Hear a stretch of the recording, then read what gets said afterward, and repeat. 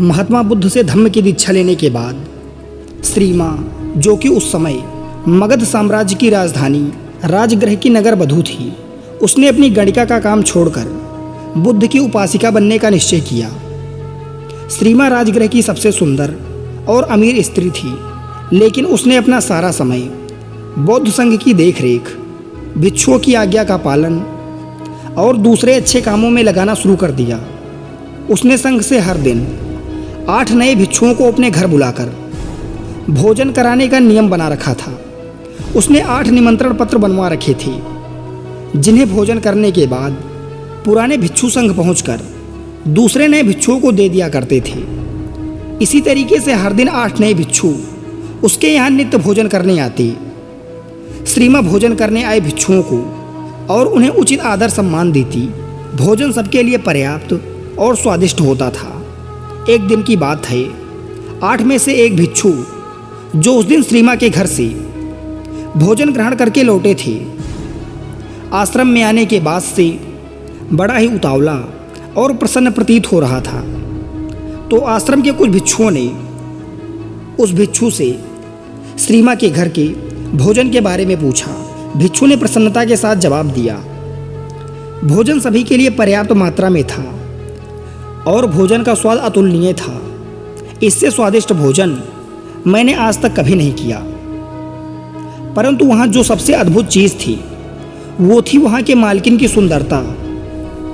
वाकई में श्री माँ बहुत ही सुंदर है। उसकी सुंदरता की कोई तुलना ही नहीं है। वह एक बहुत ही सौम्य और आकर्षक स्त्री है जो किसी का भी मन मोह ले। ये सारी बातें वही खड़ा एक नौजवान भिक्षु भी सुन रहा था। उस नौजवान भिक्षु के भीतर श्री माँ के प्रति एक आकर्षण पैदा होने लगा। उसने सोचा कि जब वो एक भिक्षु की बातों से इतनी सुंदर प्रतीत हो रही है तो वह असल में कितनी सुंदर होगी। उसके मन में उस स्त्री की सुंदरता की अलग अलग तस्वीरें उभरने लगी। वह अब उस स्त्री के प्रेम में पड़ चुका था, जिससे वह अभी तक मिला भी नहीं था। उसने ज्ञात किया कि श्री माँ के घर भोजन करने कैसे जाया जाता है। काफ़ी प्रयास के बाद उसने एक भिक्षु से अगले ही दिन का निमंत्रण पत्र प्राप्त कर लिया, क्योंकि अब वह श्री माँ के लिए बहुत ही उत्सुक था। वह उस रात ठीक से सो भी ना सका, क्योंकि वह पूरी रात उसी स्त्री के बारे में सोचता रहा। लेकिन उसी रात श्री माँ अचानक बहुत बीमार पड़ गई। वह अपने सारे आभूषण उतार कर बिस्तर पर सोने चली गई। इसीलिए जब वह प्रेमी युवा भिक्षु श्री माँ के घर पहुंचा तो नौकरों ने उसका स्वागत किया और उसे भोजन परोसा। यह देखकर उस युवा भिक्षु को बहुत ही क्रोध आया और वह अंदर ही अंदर बहुत दुखी हुआ। जब श्री माँ को यह पता चला कि जब भिक्षु भोजन के लिए बैठ गए हैं तो उसने उनके प्रति अपना सम्मान जताना चाहा। उसने अपने नौकरों से कहा, भोजन कक्ष तक पहुंचने में मेरी मदद करो। नौकरों की मदद से दर्द से कराहती श्री माँ धीरे धीरे चलकर भोजन कक्ष में पहुंच गई। वह पसीने से लथपथ थी और बुखार से उसका शरीर कांप रहा था। वह हाथ जोड़कर घुटनों के बल भिक्षुओं के सामने जाकर बैठ गई। उसे देखकर उस युवा भिक्षु ने मन ही मन कहा, इतने बीमार होने के बाद भी यह कितनी सुंदर और आकर्षक है।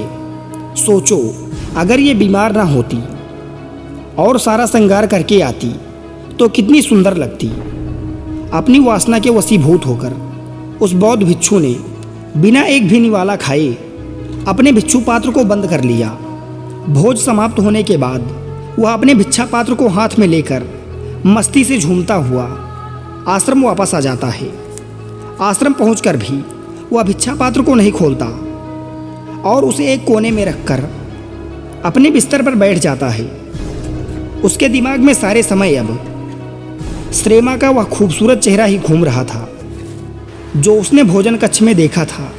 वह उसके बारे में जितना सोचता वह उसके लिए उतनी ही सुंदर होती जा रही थी। उसके कुछ मित्र भिक्षुओं ने उसे भोजन कराने का प्रयास किया, लेकिन वो सभी असफल रहे।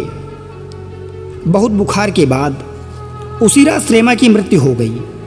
जब मगध सम्राट बिंबिसार को श्री माँ की मौत की खबर मिली, उन्होंने बुद्ध को संदेश भेजा हे तथागत, आपके व्यक्तिगत चिकित्सक जीवक की बहन श्रेमा अब इस दुनिया में नहीं रही। बुद्ध ने सम्राट बिंबिसार को वापस संदेश भेजा कि मृत शरीर को जलाया न जाए, बल्कि उसे बड़े से मैदान में सुरक्षित रखा जाए। उसे किसी प्रकार से कोई जानवर नुकसान न पहुंचा पाए। इसके लिए कुछ पहरेदार मृत शरीर के आसपास लगा दो। 3 दिनों के बाद मृत शरीर सड़ चुका था। शरीर फूलने की वजह से चमड़ी फट गई थी और उसमें से कीड़े निकलने लगे थे। आसपास का सारा वातावरण दूषित और दुर्गंधमय हो गया। बुद्ध के कहे अनुसार सम्राट बिंबिसार ने पूरे नगर में यह घोषणा करवा दी कि कल सुबह राजगृह के सभी युवा पुरुषों को श्रीमा के शरीर का अंतिम दर्शन करने राज मैदान पर पहुंचना है, और जो भी व्यक्ति इस आदेश का पालन नहीं करेगा उस पर 8 स्वर्ण मुद्राओं का जुर्माना लगाया जाएगा।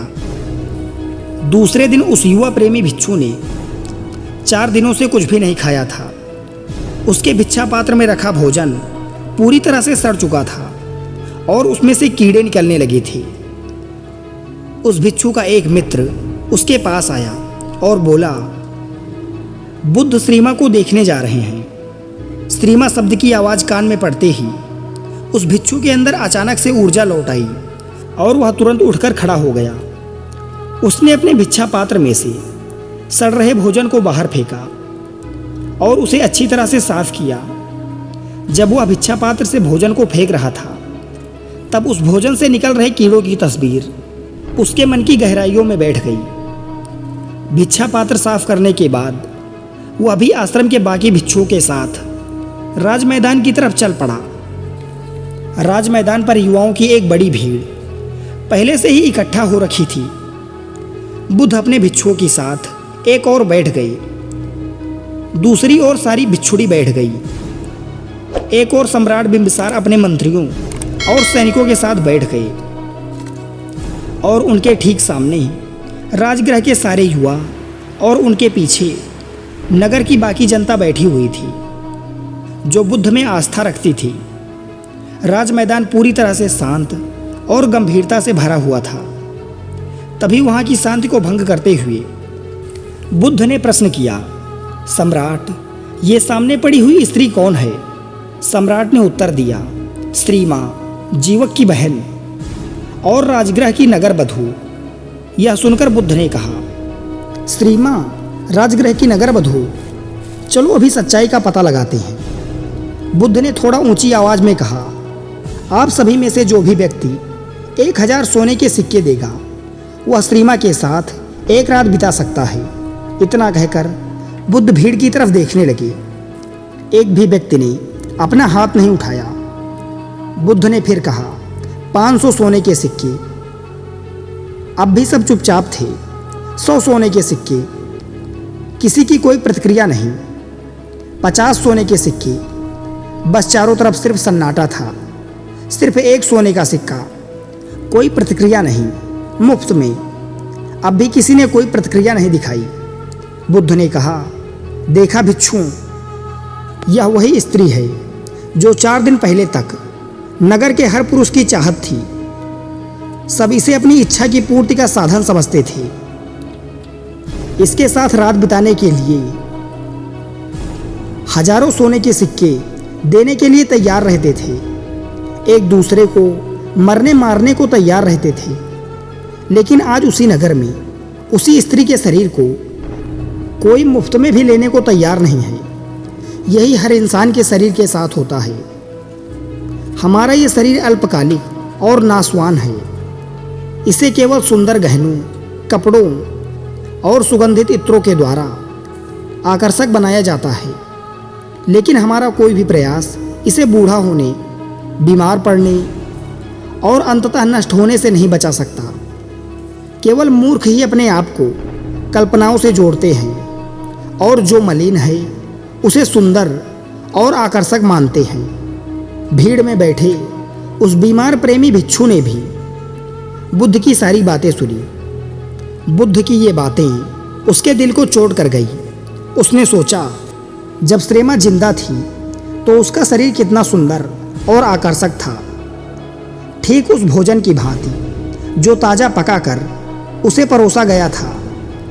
हालांकि समय के साथ उसके कटोरे में रखा भोजन सड़ गया और पूरा भिक्षा पात्र कीड़ों और मक्खियों से भर गया। इसी तरह एक बार जीवन ने श्रीमा के शरीर को छोड़ दिया तो वह फूल गया और कीड़ों से भर गया। उसमें से तरल पदार्थ निकलने लगे और वह मक्खियों व दूसरे जीवों का आहार बन गया। अपने स्वयं के शरीर के बारे में विचार करने पर वह समझ गया कि वह अलग नहीं है। यहाँ तक कि इस दुनिया में कोई अलग नहीं है और कोई भी उसके शरीर को बर्बाद होने से नहीं बचा सकता। इसीलिए अपने शरीर और कल्पनाओं से लगाव रखना एक भ्रम मात्र है और कुछ नहीं। इस नए ज्ञान के साथ वह अरहंत बन गया, मतलब एक ऐसा पुरुष जो कल्पनाओं की यथार्थ प्रकृति का अंतर्ज्ञान प्राप्त कर लिया हो और जिसे निर्वाण की प्राप्ति हो चुकी हो। दोस्तों, आशा करते हैं आप इस कहानी से बहुत कुछ सीखे होंगे। धन्यवाद।